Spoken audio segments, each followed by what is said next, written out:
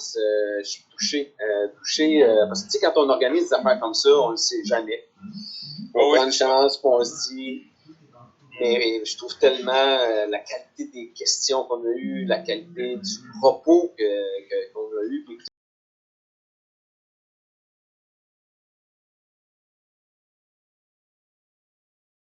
Là, tous les athlètes vivent de manière un peu moins intense cette expérience-là. Et ça ramène à avoir la conversation sur l'individu au-delà du sport et d'être présent au quotidien, ou en fait, dans la mesure qu'on le peut le plus fréquemment possible, d'entretenir avec les athlètes des conversations qui sont plus vastes que le contexte sportif. Donc, au risque de répéter ce qui a été dit précédemment, je pense qu'il y a un élément là qui est pertinent. Donc c'est à la fois, oui, c'est normal que ce soit qu'il y ait un manque de motivation qui soit flagrant, qui soit observé, puis c'est vraiment normal. Mais ça ne veut pas dire qu'ils ne vont pas reprendre la motivation, qu'ils ne vont pas la retrouver par la suite. Puis concernant l'abandon, ça fait vraiment référence ça renvoie vraiment au niveau de motivation. Si je peux rassurer un petit peu les entraîneurs aujourd'hui, c'est que la motivation, ça fluctue vraiment beaucoup dans le temps. Ça peut fluctuer d'une semaine à l'autre, d'un moment de la saison à l'autre, ça peut fluctuer d'une année à l'autre. Donc en ce moment, c'est tellement normal que les athlètes manquent de motivation, même ceux qui étaient vraiment craqués au début de la pandémie, qui continuaient à s'entraîner physiquement, ils voulaient faire de la visualisation, ils étaient super motivés. Oui. Là, en ce moment, c'est vraiment difficile pour tout le monde. Alors, ça ne veut pas dire qu'ils vont arrêter à long terme, mais en ce moment, c'est quand même normal qu'ils manquent de motivation. Et c'est peut-être le meilleur moment pour les laisser vivre leur vie d'adolescents, de jeunes adultes, de personnes au complet.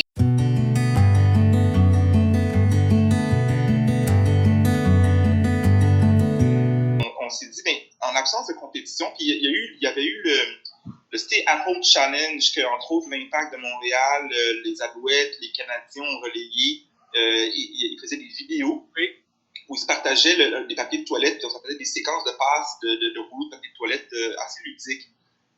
Et on s'est dit, ben finalement, là, ce qu'on pourrait faire, c'est faire un tournoi de vidéos de papier de toilette. Puis, donc, avec le même concept, on l'a appelé le House Madness P3P. Et il y a 18 équipes qui se sont inscrites. Et j'y pense à l'instant parce que plusieurs équipes qui sont inscrites sont des équipes de gymnastique.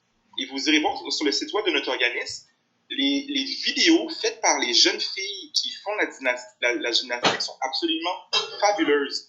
Donc, dans l'axe qui n'est pas en lien avec le sport, mais en fait qui est en lien avec...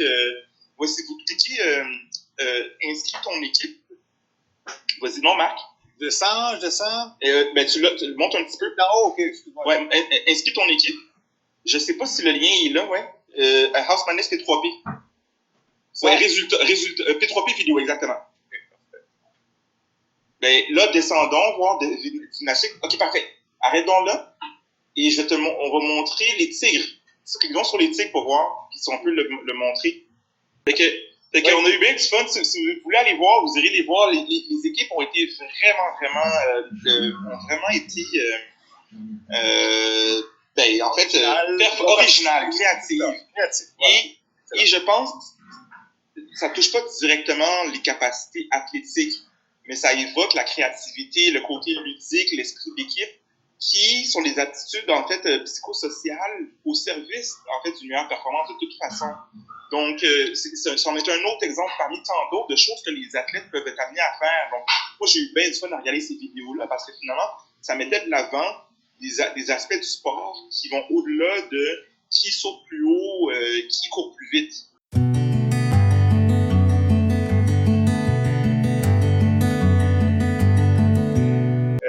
Comment bien épauler les athlètes qui en ont plus besoin lors du retour?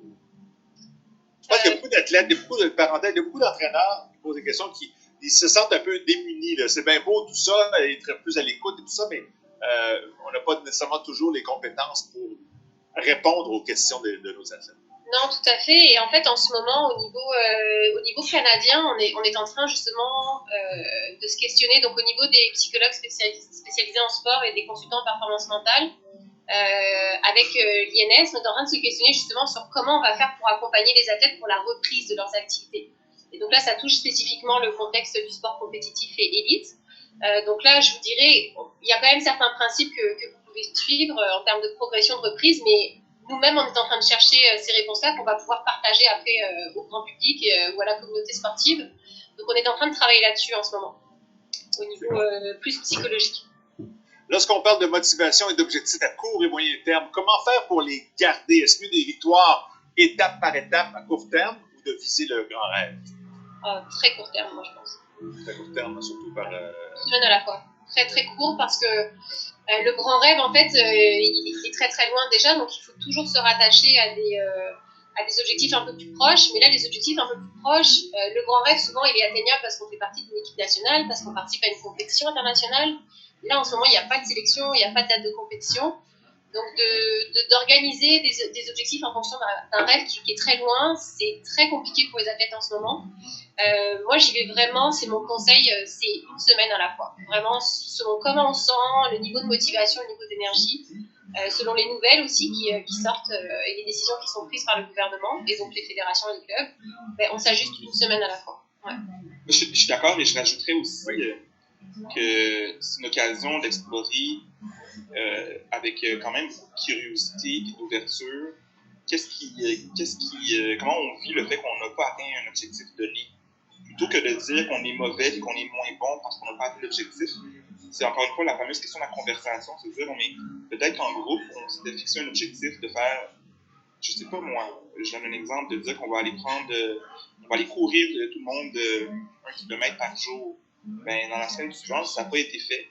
Parlons-en de pourquoi. Donc, ça bâtit, quand on parlait de la santé mentale tantôt, la résilience, ça bâtit cette capacité-là de faire, OK, ça n'a pas été fait, je ne suis pas une moins bonne personne, et j'en parle avec mon équipe.